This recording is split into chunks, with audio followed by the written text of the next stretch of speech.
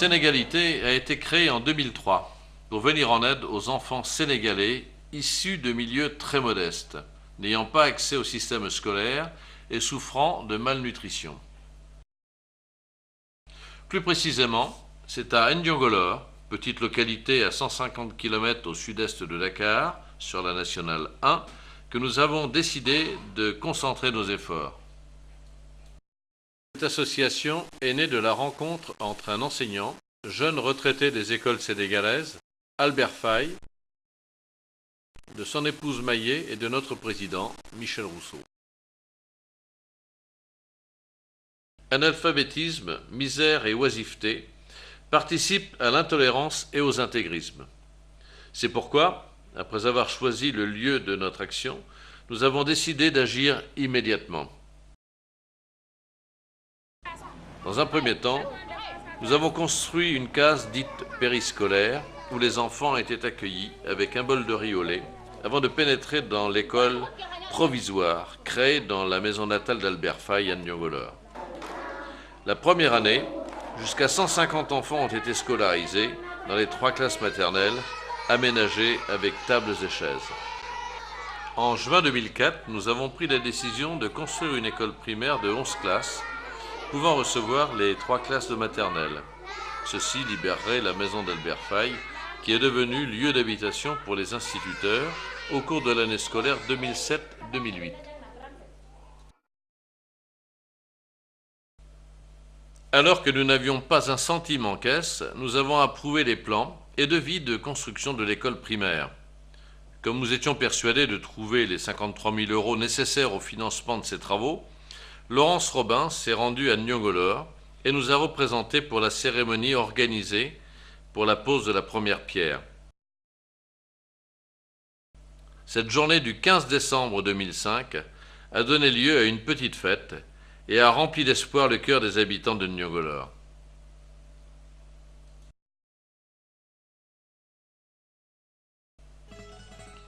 Dès janvier 2006, les travaux commencèrent.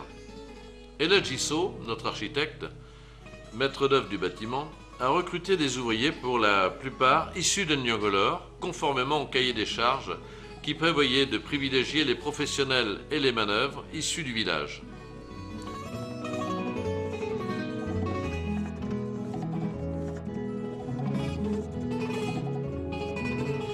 Jusqu'à 25 personnes ont été simultanément employées sur le chantier, pour creuser les tranchées, pour couler les fondations, pour mouler les parpaings, pour élever les murs, etc.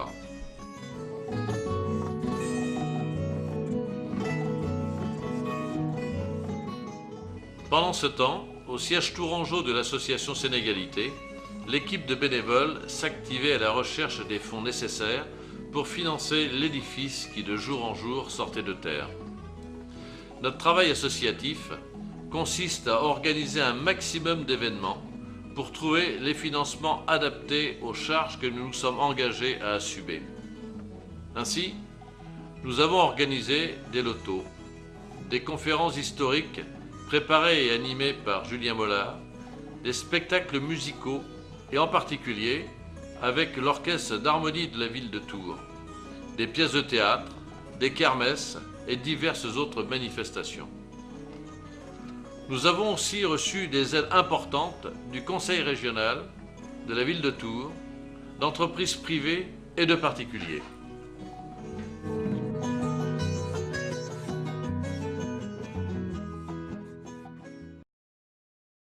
En premier plan, Albert Faye, et au loin, vous apercevez les maçons en pleine activité.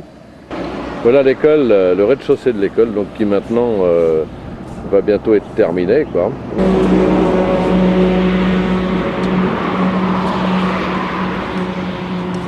Donc là, ici, on aperçoit les maçons qui sont en train de fabriquer des parpaings. Ils appellent ça des briques. Et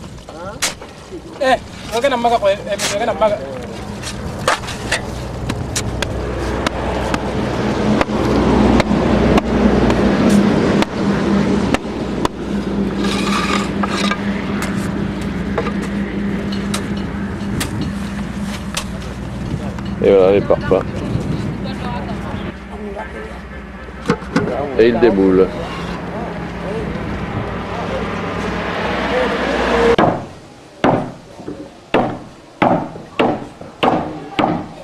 Donc là c'est la partie intérieure de l'école. Au fond là-bas on aperçoit l'ancienne case. Et là le responsable de chantier.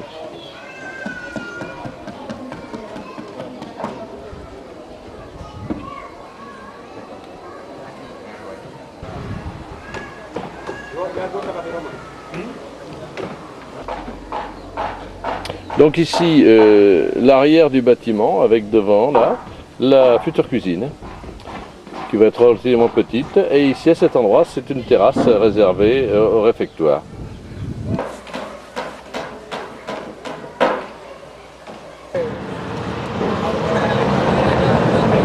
Une autre vue de l'ensemble, bien sûr.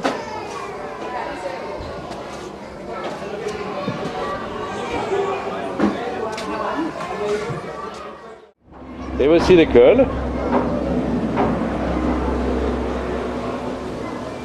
Avec là Gisso, l'architecte. Donc je me présente vers les classes, qui sont déjà occupées bien sûr.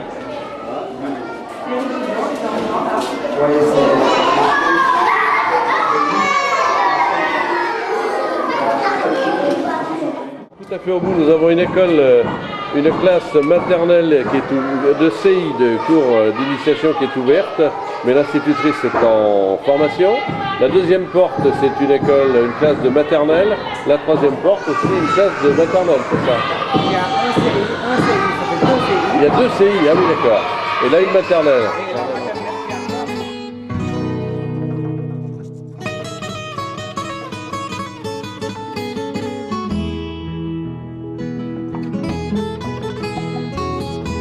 Ici, les coffrages qui sont en train de se préparer pour enfin faire la terrasse. Donc ici, ça, nous sommes au premier étage et 6 classes seront ouvertes. Ouais, oui. Alors donc voici le bâtiment. Voilà. Jusqu'à l'étage. Ça c'est dirigé à l'ouest là. Ouais. Voilà. Donc l'enduit a été fait sur tout un côté. Il faut que cet autre côté, bien sûr, soit tendu maintenant et préparé. Retour à l'école avant le départ. Je retourne sur le chantier, donc au premier étage. Et là, le coffrage donc avance bien pour pouvoir couler. Là, vous avez le coffrage pour couler donc la terrasse prochainement. Ça avance pas mal. Ils sont là encore. Et vous coulez quand alors après là? Quand il y aura un peu de sous? Ouais.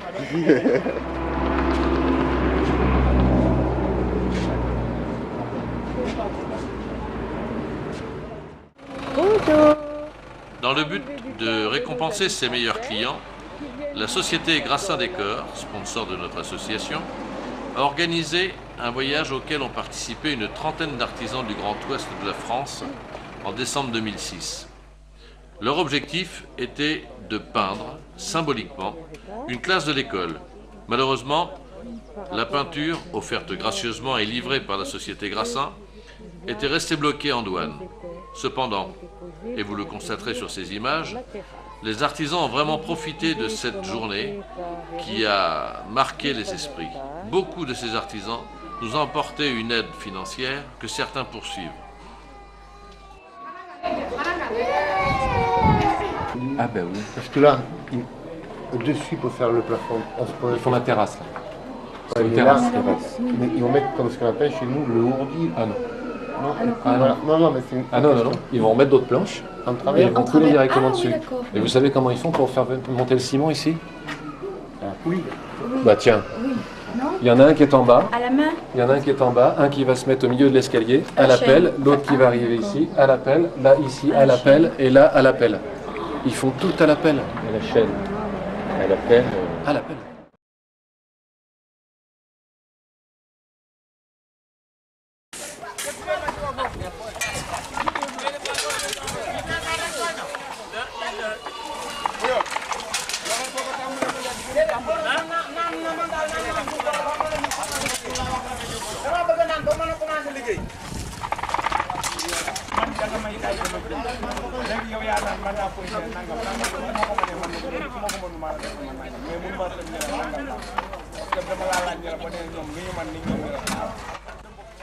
Sous un soleil de plomb, imaginez-vous en train de pelleter les tonnes de béton nécessaires pour couler une terrasse de plus de 500 mètres carrés. Entre 7 h du matin et 19 h.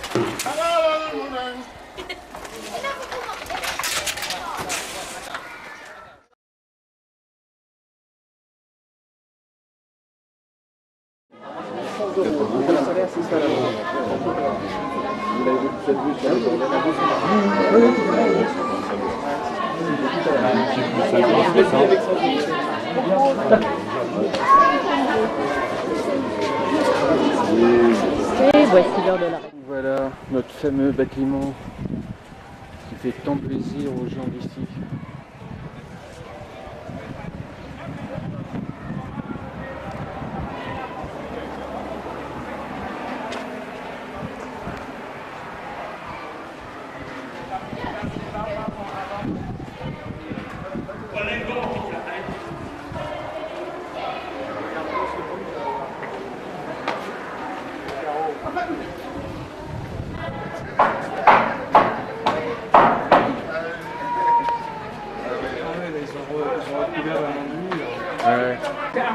Il faut construire d'abord et voir les réalités. Bah oui. Ceci dit, il ne fait pas chaud dans les clubs. Ouais, mais c'est quand il y a les portes.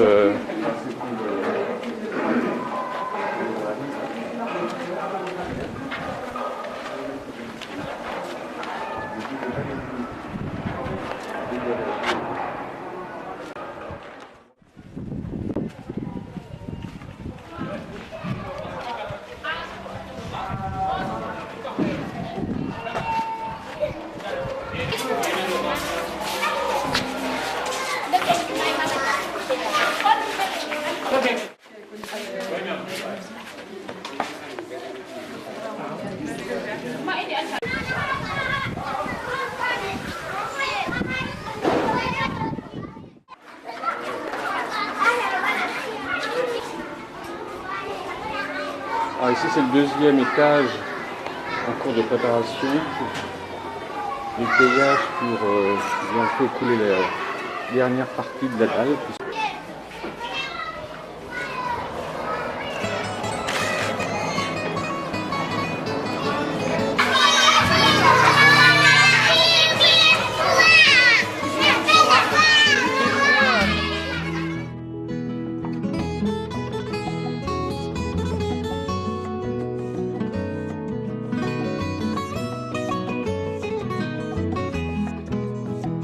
Nous sommes ici à l'école Emilien Ramiro et Frédéric Tekeyefay de Nyongolor. Et puis ici, donc, vous avez dans l'enfilade l'autre partie qui est exposée, c'est plein sud, là je crois. Alors, simplement pour le plaisir, un petit dernier coup d'œil dans cette salle de classe, hein, où les fenêtres ont déjà été peintes. Félicitations pour le travail déjà réalisé. Voici une salle de classe qui a... Le tableau n'est pas encore peint en vert, mais vous l'apercevez ici. Et puis vous avez là la poutre maîtresse qui soutient l'ensemble de l'édifice. Donc l'escalier qui conduit sur la terrasse. Et ici donc la partie qui, à gauche, deux classes.